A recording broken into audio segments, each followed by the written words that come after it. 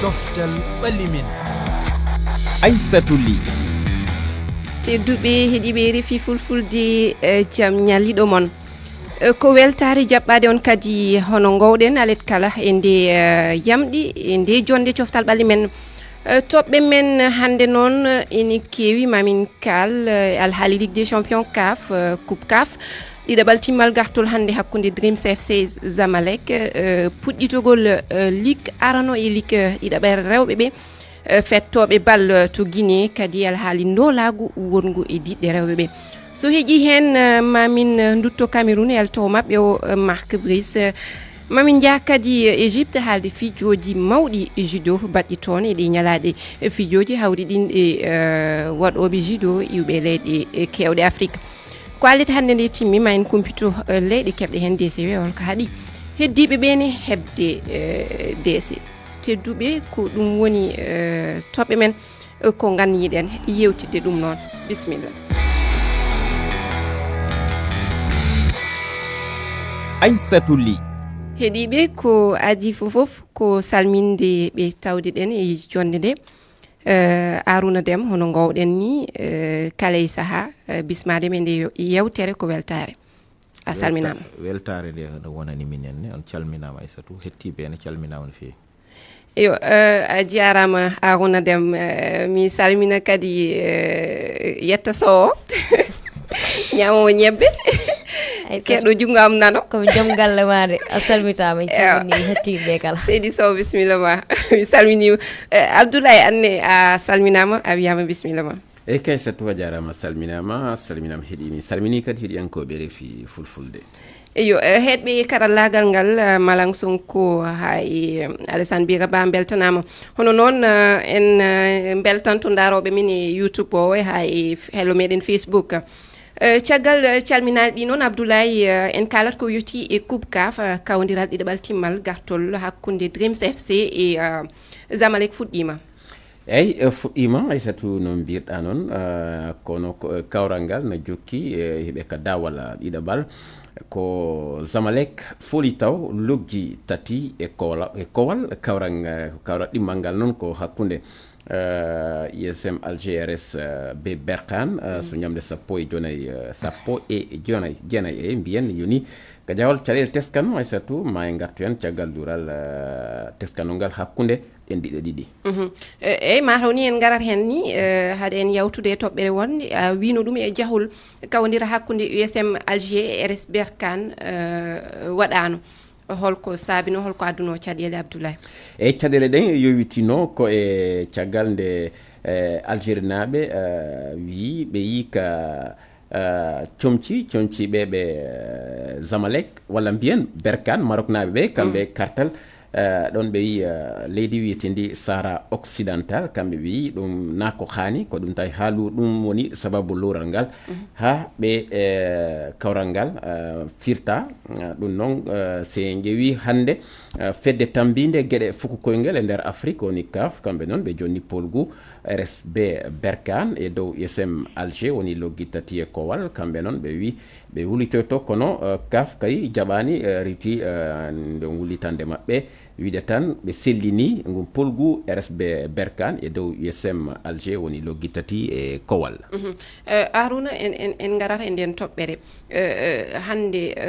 kawdiral ngal hanino wadde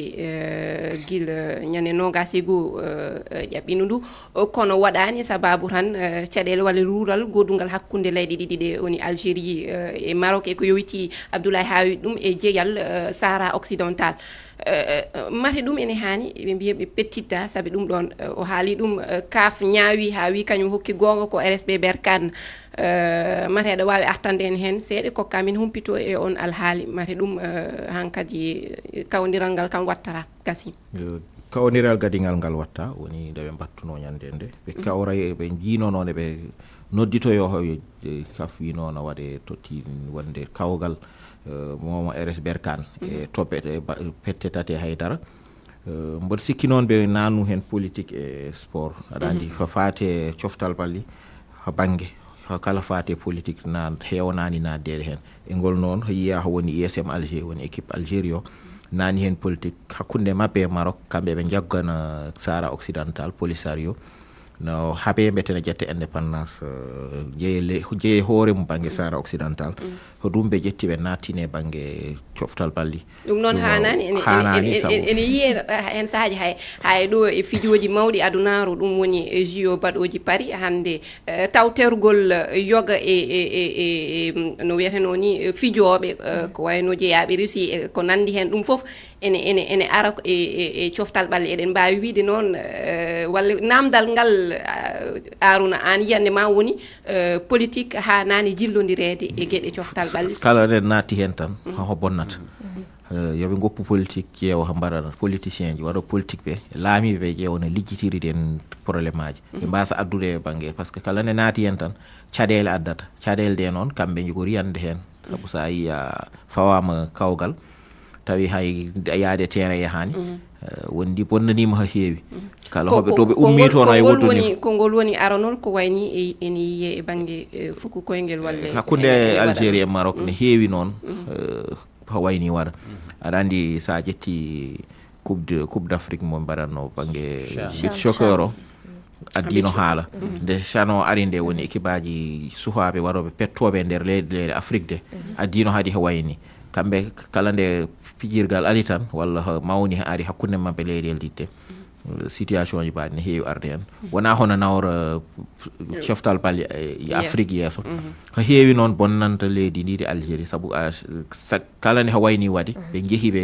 jiiloyiɗoɓe ñaawa mbeteɓe daña gonga ɓe keewi he tottere wiye wona kamɓe gonani e gonga Maroc woni e gonga par ce que wiide tan mayo ho porni ho kartal Maroc no woniri hen ni sarana watta hen dum non mi waddata e Maroc be jabara so tawi dum tan ala da mbawra yaade ha jiiloyeda ballal daña a dañta ballal hay nokku eyo Aruna en garate tobbere wonde dum woni haalde Abdoulaye fa hande ko Afrique keddoto den kono joni en kalat ko yoti Ligue arano leydi Afrique ɗiɗi pettoji timmode Ligue des Champions mbiɗen wiya Ligue arano Ligue des Champions Afrique ɗum woni ka fo gandama Abdoulaye ene wayno ko Al Ahli e TP Mazembe walla Al Ahli e Tunis mi fuujima Al Ahli e Tunis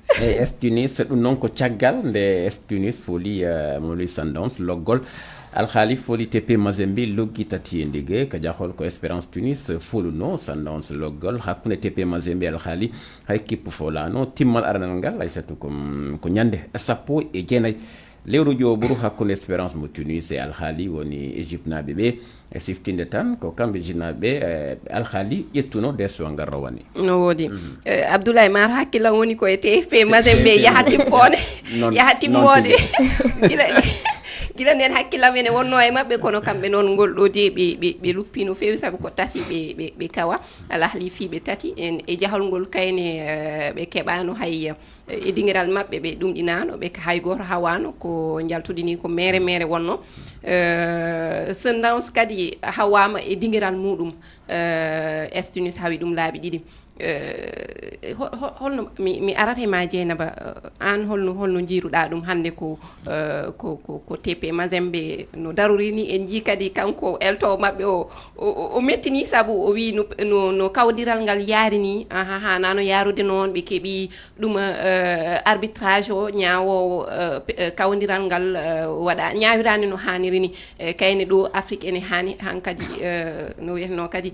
diwtude ɗo tolni e banggue ñaawoje an hono jiiruɗa ɗum ewa andi en kalin ɗum ɗo en alet ɓennuɗo kono mi ganduɗa kamen goni safal ɓe tawyaɓe e nder leydi mabɓe mbiyaɗa aɗa follaɓe wona hunde wemde wadde TP Mazembe waɗi bonirama guila e pottal gadigal ngal ko guila nden e nder stade makko nden o heblotono woda ko dañi hay sino seeɗa o usta doole o to guilay banggue psychologiquement ma wot ko dañi hen mais so woni guilay iɗan e tawama e nder terrain ma a dañani hen haydara hay gotol a loggani wadde sa yeehi a yalti en gandi enen foof eɗen gandi kippuji e woɗeɓe sa tawiɓe e nder leyɗele mabɓe aɓe keewi hen jogade doole ɗum noon ko ɗum taki avantage oɗon woni ngal ɗon woni ko ɓe ɗon jogui e Al Ahli jogui e dow mabɓe to banggue arbitrage so Allah kala saaha ene teske e Afrique kadi ko banggueji ɗi foof wona e Afrique tan sa yi ɗo ha Europe caɗel arbitrage kam en teska sa yi ñanen Real Barça go foof en dukiri banggue wadde ɗum ɗon ene foti ƴewte en foti jooɗede ƴewte caɗele ɗe ganduɗa ene teska to banggue arbitrage ƴewte ha yimɓe ndiwta o ɗon saaha mo gonni yo Abdoulaye mbiɗa sikki tan mataw en kaɗa ɗon e banggue likka arano saabu ko kanɗen yewtidde hannde toɓe men ene keewi sen jarani sen keñaki tan en mbawata yewtidde toɓɓe ɗe foof en payat Guinée saabu ñalaɗe ƴaɓiwɗe ɗe eltowo diɗɗal rewɓe ngal Sékouba Camara kanko woni eltowo diɗɗal rewɓe fettoɓe ɓal less duuɓi nogas o yittama e golle makko ɗum noon ko caggal nde o tuuma dolude walla mbiyen yande e rewɓe ɓe o eltata en keɗotuma Mamadou Diongasi Ba waɗani en hen cantore no o alhaali fuɗɗori ko jiwo fijowo ballon e o kippu Sékouba Camara mo heɓali duuɓi nogay woni ko wulliti o toñirimo doolede ko watti e ɗum himo tuumira hulɓingo rewɓe ɓen siɓe jaɓali doolede hara o ƴettataɓe o fijinaɓe ko kippu haray goomu ngo ngal dental lato ballon nodditengal fédération guinéen de football ko faransire heɗiki e o eltowo o kippu e komin humpiti kon haray agence France de développement AFD tawaɗo e wallitagol e ɓantal o balo rewɓe watti ɗon FIFA on e UNICEF humpitike o alhaali haray ko caggal o heɗitede ngal dental lato ballon ngal ƴetti pelital aranal ngal e ko yowiti e pottingol Sékouba Camara e hoore o kippu wonande eltowo ko watti ɗum kala ko humodiri e lato ballon o pottinama taho e komin humpiti kon fahin ɗuuɗuɓe hino tuuma e o alhaali dolugol ɓe rewɓe e o kippu lato ballon andintine wondema to leydi Afrique dolugol rewɓe e nder coftal ɓalli hino ɗuuɗi fota mon Diongasi Ba Conakry fi a jarama Mamadou Diongasi Ba wonko timminiri ɗum ɗo makko humpito makko wonde dolugol rewɓe ene ɗuuɗi e leyɗe men Afrique ɗum haɗani tan toon to Guinée saabu wona ɗo tan ni haaɗi e leyɗe men Afrique teskama e leyɗe ha to Europe hande ko français wiyata phénomène ko ɗum phénomène hande humpidde tan ɗon ɗo Guinée kam hankkadi diɗɗal rewɓe ɓe woni less duuɓi nogas heeɓi eltowo keso wiyete ko Mariama Diallo kanko noon ha e staff makko fof woni ɓe gollitoɓe fof ɓen fof gollitunoɓe e Sékouba Camara ɓe fof momtama guittama toon hankkadi ko woɗɓe gadda heesɓe ko ɓuuri hen hewde noon ko rewɓe gadda an adan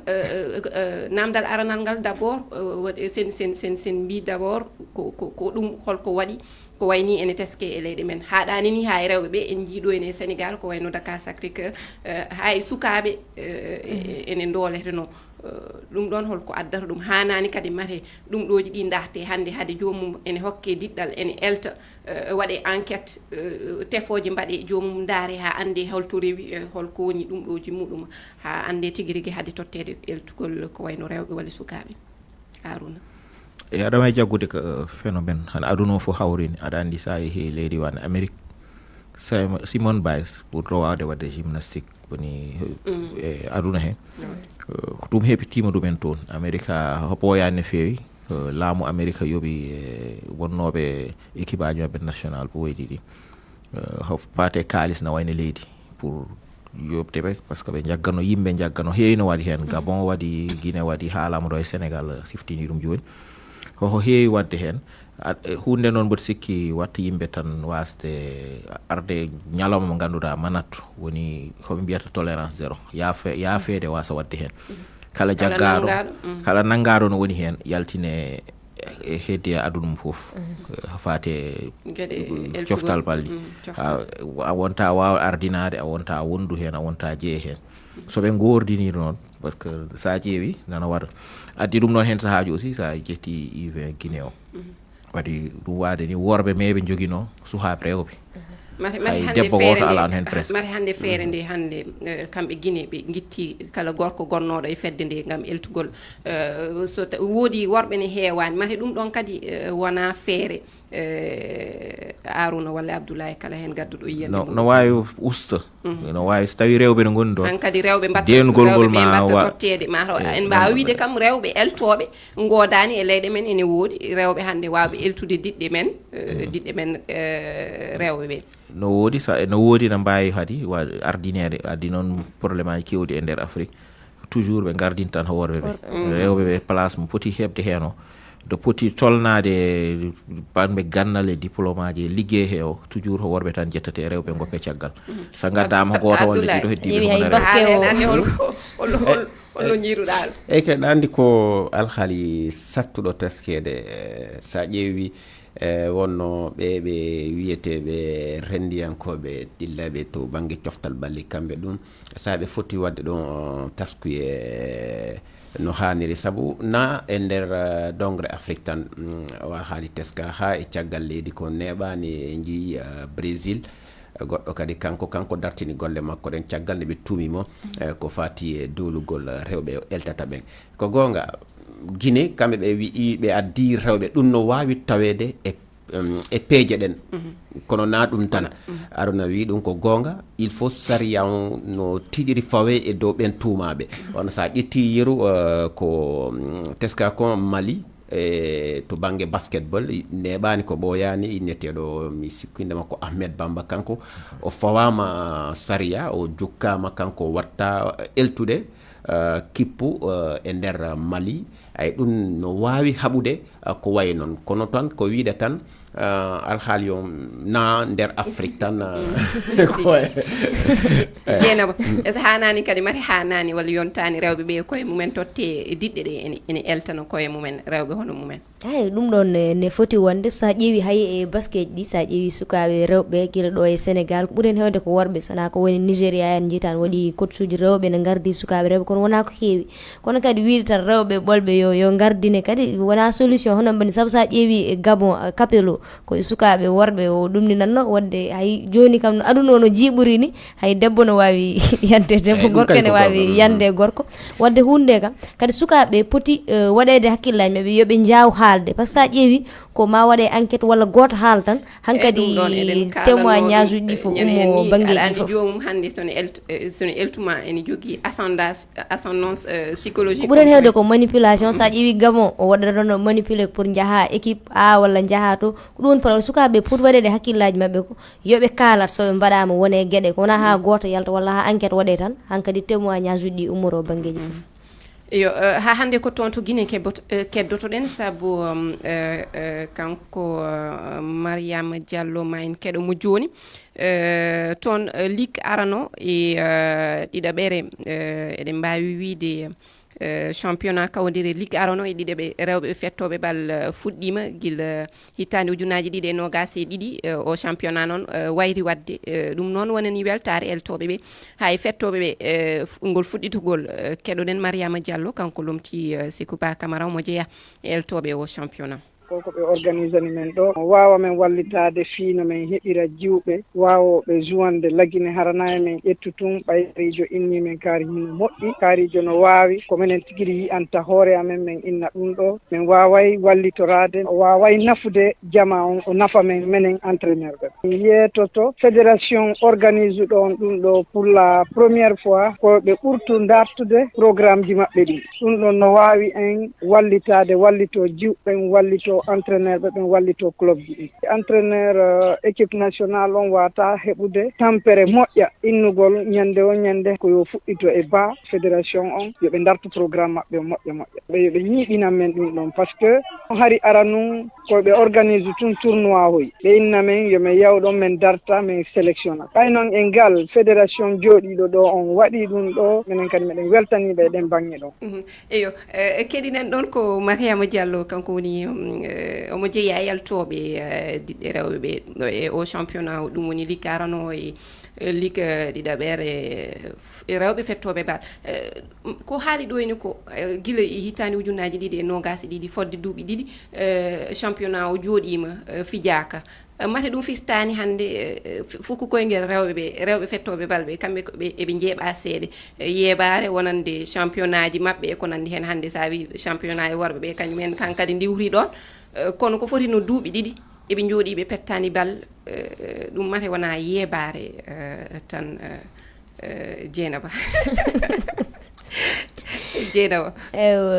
ko hunde nde ganduɗa ko yeeɓare en teska noon e aduna ha tengti e Afrique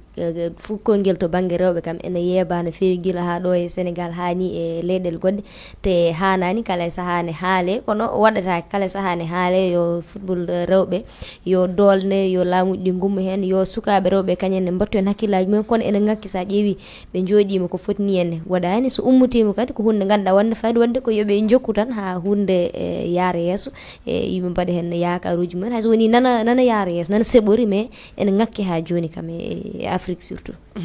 en payet Cameroun sabu e ñalade jawtude ɗe fedde mawde adunaru fukko koyngel hollirino e lowdi mum Mark Brice woni elto Cameroun wakkatiji seeɗa caggal kadi ɓe mbayli ɗum ɓe momtini hunde hawnide min meeɗa yiide ko way noon FIFA winda e lowdi muɗum caggal muɗum kadi seeɗe wakkatiji seeɗe tan han kadi ɓe momta ɗum Abdoulaye koye ma paaɓi agam ɗum no wayata e holno wawiri wonde mate ko feka foot kañumen mbi yo momte walle an holno jiiruɗa o alhaali ok sa ƴeewi satu ko yewtere men jaɓɓi nde mi haalno yewtino fi ɗum sabu FIFA hande sa daari no wayi o feka foot ko sandu FIFA hande no woodi ko innete saria hakkunde pelle tambiɗe kala ko yowiti e fuku koyngel e fedde aduniyankore tambide gueɗe fukoy ngoni FIFA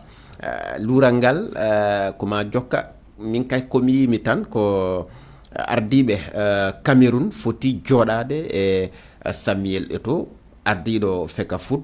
ɓe jooɗo ɓe daara ɗen caɗele no safrete si wona ɗum ko caɗele ɗen ma jokkat sa ƴeewi hay André Onana kanko ne o wi o sikka imo wawi notdade walla arde tawe fettoɓe Mark Brice par ce que sabu ha joni Mark Brice elle yewtidi e makko o haalnalimo taw ko laaɓi ay koma kamɓe ɗiɗo e Samuel Eto'o e ardiɓe Cameroun walla gouvernement Cameroun ɓe jooɗo ɓe yewta ngam ɓe famodira si wona ɗum kay caɗele ɗen ma ene waɗi fayida ko Abdoulaye mbiɗa yinno noon Harouna ara hen adda yiyande muɗum kono silmaji tati tan min keddora te ene hani kadi kalden ko waɗi to Égypte e ko yowiti e judo ɗum noon eɗen mbawi wiide ko toon oɗo saaha alet hande nde ni potital manggal judo baɗonnogol toon joofi kene yaaha e 150 fijoɓe rewɓe e worɓe fof iwɓe e leyɗe 34 Afrique tawnoma toon leyɗe arabe ɓe ko wayno Égypte Algérie ɓuuri hewde deese ɗi keeɓi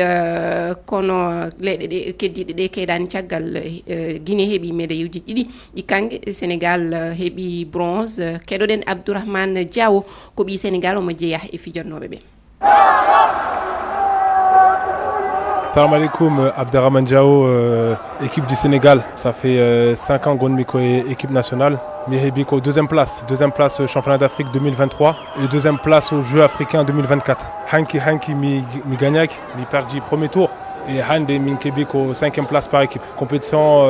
mi Arnoga pour la médaille d'or quoi. Mais mi Hebagne, John objectif au qualification Jeux Olympiques. Dans un mois mi jogi championnat du monde sur la Djabi. Koden mi andat so mi hebi qualification ou so mi hebagne force mi jogi expérience no fewi mi hebi hakke sappo 10 médailles d'or dans les Open continentales. Donc mi jogi expérience no fewi après faiblesse qui ne hewi tempère quoi ne hewi pression John bon voilà quoi la jogi fof donc John fadi ko mois prochain championnat du monde sur la Djabi et on woni Abdourahmane Diaw kanko non ko do e Sénégal o hebani médaille o hebani desewal kono ene wadi bi Sénégal biyeteɗo Mbagnick mbiɗa sikki kañum heeɓi médaille ɗum woni desewal bronze ɗum noon ene wayno tan ko ɗo tongueten ko ɗo tongueten sabu wakkati o Mbagnick e Saliou Ndiaye Mbagnick e Saliou Ndiaye wadde en gartiri DCW ɗiɗi ɗum noon tedduɓe waktu o koko ɗeɗɗi en gasi ha laaɓi ɗum woni komin gaddanno on e nde yewtere hande e yontere hande nde alet hande nde min jetti on heɗugol mon lobbol min jetti hoɓɓe men Arouna Deme min jetti Dieynaba Sow min jetti kadi Abdoulaye Diallo gollidiɗo men e tawateɗo e nde yewtere kala e saaha min jetti heɗɓe karallagal ngal Malang Sonko ha e Alassane Biraba ɗum noon tedduɓe min totti on min dokki on aadi ha yontere wonde e toɓɓe goɗɗe on jarama